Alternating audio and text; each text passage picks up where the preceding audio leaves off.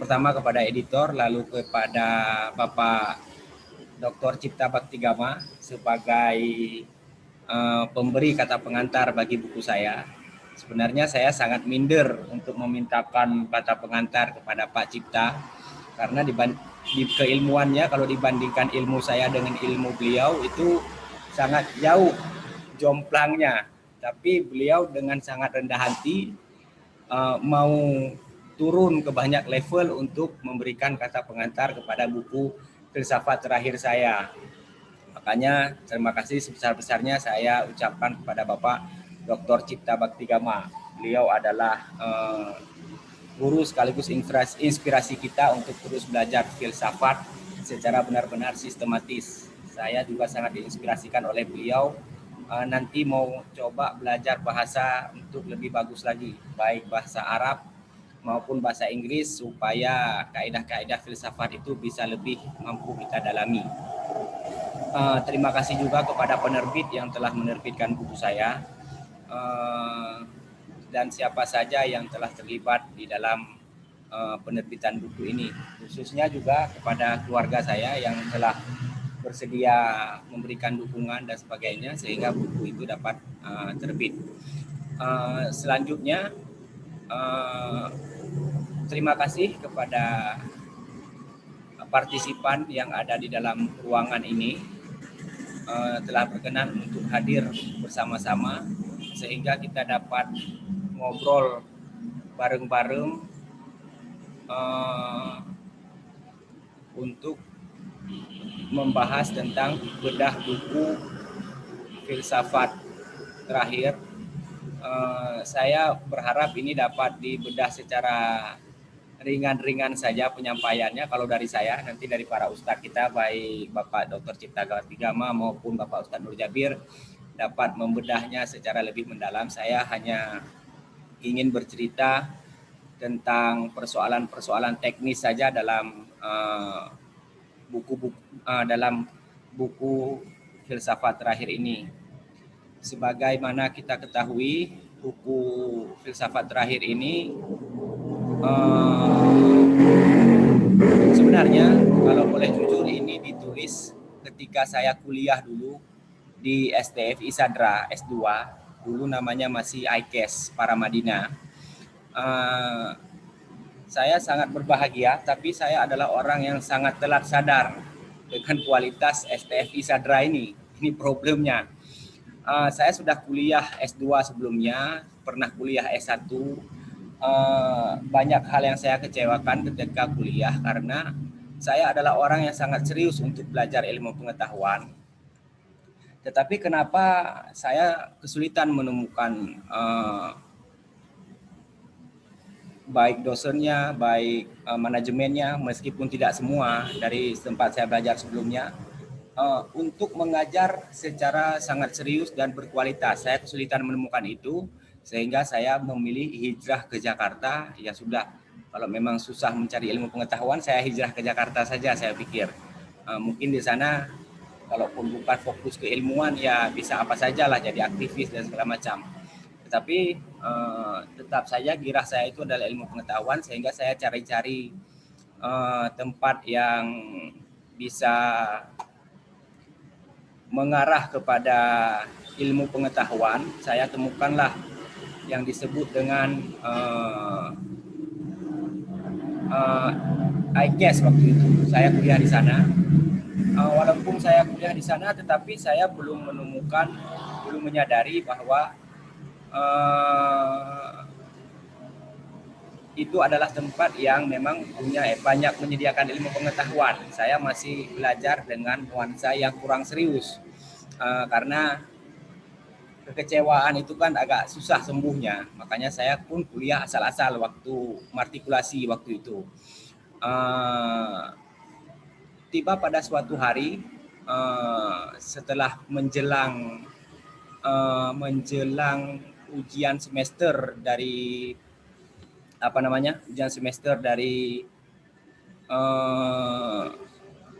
matrikulasi itu, disitulah saya menemukan bahwasanya ternyata tempat saya kuliah S2 itu sangat serius dalam mengajar. Manajemennya juga sangat bagus, karena menurut saya berhasilnya pendidikan itu karena 3 hal. Yang pertama, manajemennya itu bagus, manajemen hal-hal apapun yang melayani belajar mengajar. Yang kedua adalah pengajarnya itu serius dan berilmu, ilmu yang ikhlas dan ilmu yang mendalam.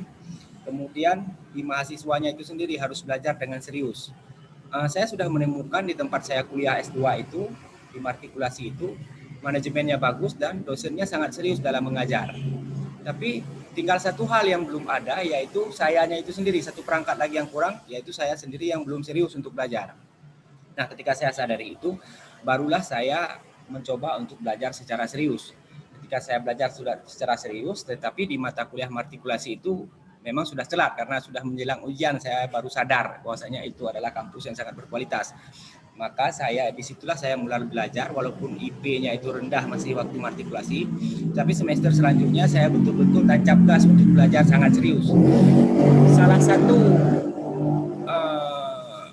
hal yang bisa saya buktikan bahwasanya saya serius adalah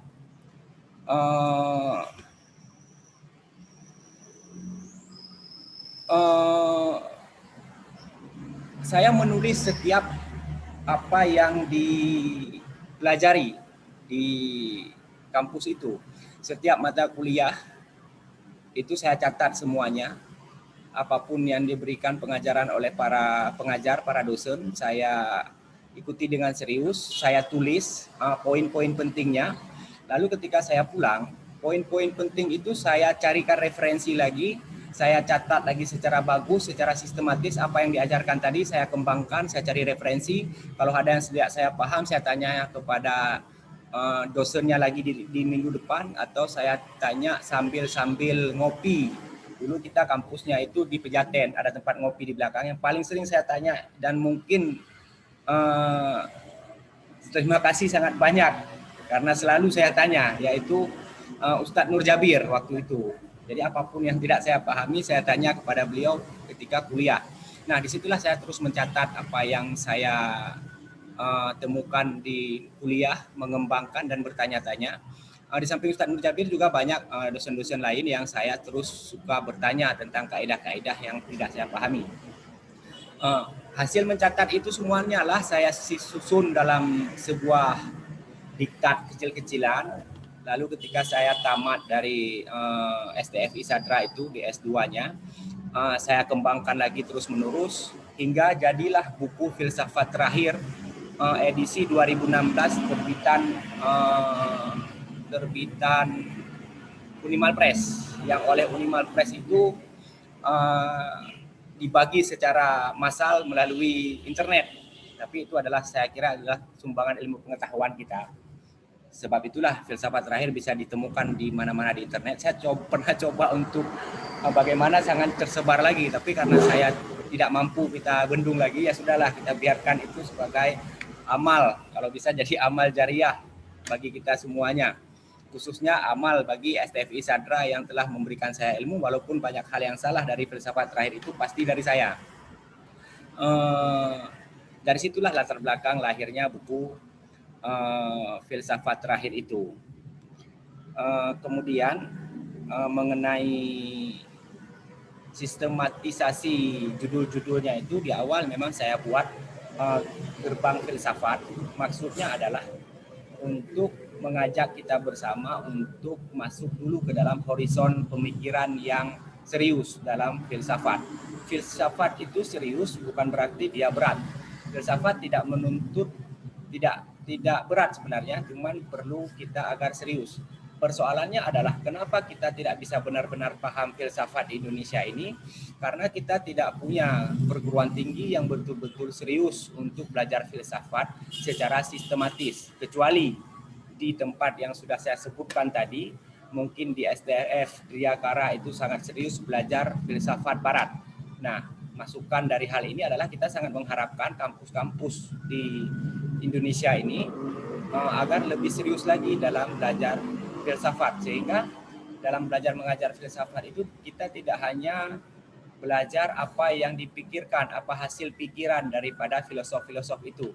Misalnya Kierkegaard ngomong ini, kemudian Mullah Sadra ngomong itu, kemudian Ibnu Sina, jiwa menurut Ibnu Sina begini. Tapi kita harapkan adalah diberikan perangkat secara sistematis supaya kita mampu berpikir seperti filosof itu berpikir. Ini yang menjadi kelebihan yang sangat besar yang dimiliki oleh STFI Sadra, sehingga kita berharap nanti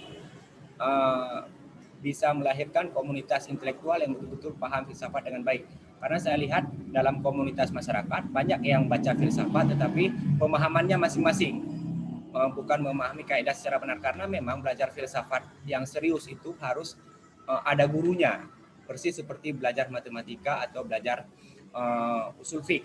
Makanya di awal di buku filsafat terakhir itu mengajak kita dulu untuk berdialog tentang bagaimana belajar filsafat.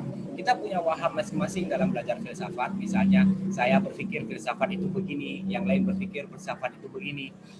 Nah, untuk mulai belajar filsafat secara serius, asumsi-asumsi itu sepertinya bisa disimpan terlebih dahulu, baru nantinya kita belajar secara pelan-pelan bagaimana filsafat yang baik dan benar itu. Ini dulu modal utama yang paling penting bagi kita untuk mulai belajar masuk ke dalam ranah belajar filsafat. Memang dia punya punya kajian yang sangat meluas oleh filsafat terakhir ini. Dia belajar membahas dari filsafat Persia sampai postmodernisme.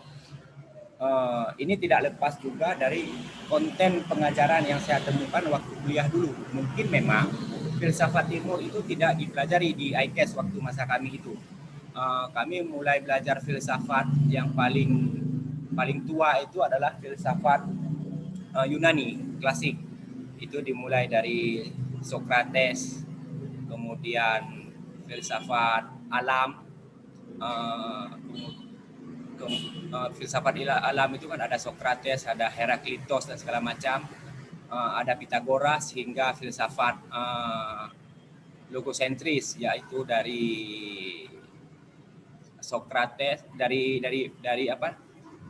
ini ya, Thales ya, dari Thales maksudnya, belajar filsafat barat dulu yang klasik, filsafat barat klasik dari Sokrates, kemudian belajar filsafat alam, kemudian filsafat redengkotnya filsafat barat, yaitu Sokrates, Plato dan Aristoteles, kemudian filsafat setelah mereka hingga Plotinus, hingga Santo Thomas Aquinas kalau tidak salah, filsafat barat klasiknya. Itu belajarnya dulu kalau tidak salah sama Ibu Gerard dan Philip.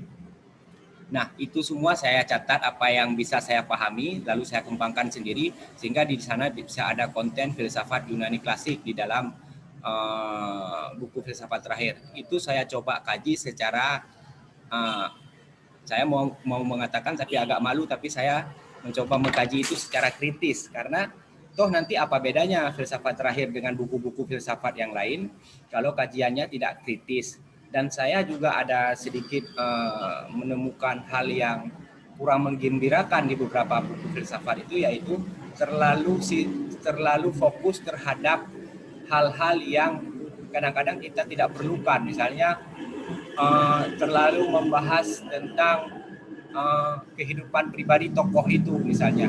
Itu menjadi kurang menarik, kecuali sambilan, tapi itu terkait dengan pokok-pokok pemikirannya, itu saya kira tidak bermasalah. Nah, saya usahakan filsafat terakhir ini menjadi lebih naratif, tidak berkecenderungan kepada data, tidak saklek kepada data, tidak melulu dengan urusan data, tetapi bagaimana pemikiran mereka itu kita ajak dialog. Nah, itu yang mau saya jadikan fokus utama dari penulisan filsafat terakhir.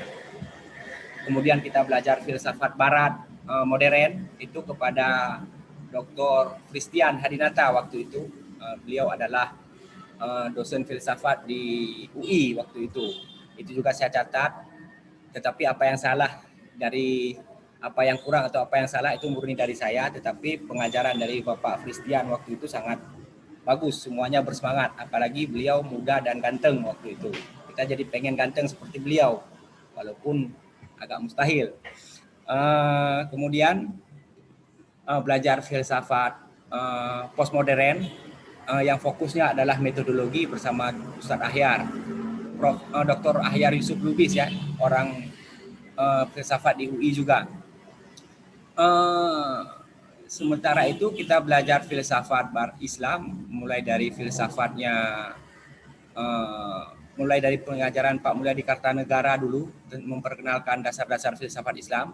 Kemudian masuk semester selanjutnya belajar pada Ustadz Musa Kazim, kemudian belajar kepada Ustadz Ikhlas Budiman yang sedang di Amerika sekarang. Kemudian kita belajar kepada Dr. Abdul Aziz Atbasi, kemudian kita belajar kepada Dr. Musi Labib, dan banyak lagi guru-guru yang lain yang sangat luar biasa, orang-orang besar yang waktu saya di Aceh sebelum ke Jakarta belajar itu cuma lihat mereka di buku. Seolah-olah nama-nama besar itu tidak nyata ada di Jakarta. Tetapi ketika saya ke Jakarta, masuk di SDFI Sadra itu ternyata mereka benar-benar nyata dan masuk ke kelas untuk mengajar. Jadi di situ bisa kita temukan betapa seriusnya kampus SDFI Sadra itu dulu masih nama IKES untuk mengajari manusia. Kalau kita sendiri masih kurang serius, nah saya kira jangan, saya harapkan, karena nanti menyesal. Belajar dengan serius sekalipun seperti saya misalnya sangat serius, pengajarnya waktu itu sangat serius, masih juga kurang ilmu seperti saya, apalagi kalau kita tidak serius, ini bisa lebih berbahaya lagi. Makanya ini saya harapkan dengan adanya filsafat terakhir ini bisa mengajak teman-teman untuk berdialog, dan ini bisa menjadi, kalau dikatakan representasi daripada SDFI Sadra, saya tidak berani berkatakan itu karena banyak improvisasi. Ini adalah, kalau saya klaim sendiri, buku itu adalah buku yang ditulis oleh alumni SDFI Sadra yang paling bodoh, karena memang di kampus itu saya paling susah untuk mengejar kaidah-kaidah ilmu filsafat waktu itu. Karena saya tahu kesadaran itu, makanya saya kejar terus sehingga mencatatnya dengan bagus apa yang diajarkan sejauh yang saya mampu, sehingga lahirlah buku tersebut. Makanya diharapkan juga nanti ada masukan dan kritik dari buku itu, tetapi kita harap secara pribadi lah, karena kalau tidak pribadi nanti saya bisa ketakutan. Di akhir juga ada wacana-wacana tentang banyak hal, misalnya menawarkan sistem teologi baru, kemudian melihat bagaimana kebangsaan, bagaimana perspektif memahami manusia secara sistem filsafat dan filosofis. Itu saya kira adalah pandangan-pandangan yang saya kemukakan, dan juga mempertanyakan di akhirnya itu bagaimanakah nasib filsafat di Indonesia di masa depan. Kalau nantinya memang kita bisa melahirkan sebuah komunitas filosofis, dan diharapkan masyarakat secara umum juga dapat belajar filsafat dengan sangat serius, saya yakin pembelajaran filsafat di Indonesia akan lebih maksimal. Tetapi sementara ini saya kira saya setuju dengan Adinda Bilhamdi yang banyak menulis, itu pasti diinspirasi oleh beliau belajar filsafat, sehingga beliau menulis banyak hal, baik itu esai, cerpen, dan segala macam. Karena memang wadah paling mudah bagi kita sekarang untuk mentransmisi atau mewacanakan atau menyebarkan gagasan filosofis kita itu adalah melalui sastra untuk hari ini. Itu dulu jalan yang masih nampak bagi kita untuk mudahnya, karena memang filsafat di Indonesia ini masih belum terlalu membuat orang menarik, karena memang masih dianggap berat, padahal saya kira tidak demikian. Nanti mungkin bisa kita lanjutkan di sesi selanjutnya. Saya persilahkan kepada moderator untuk mengambil kembali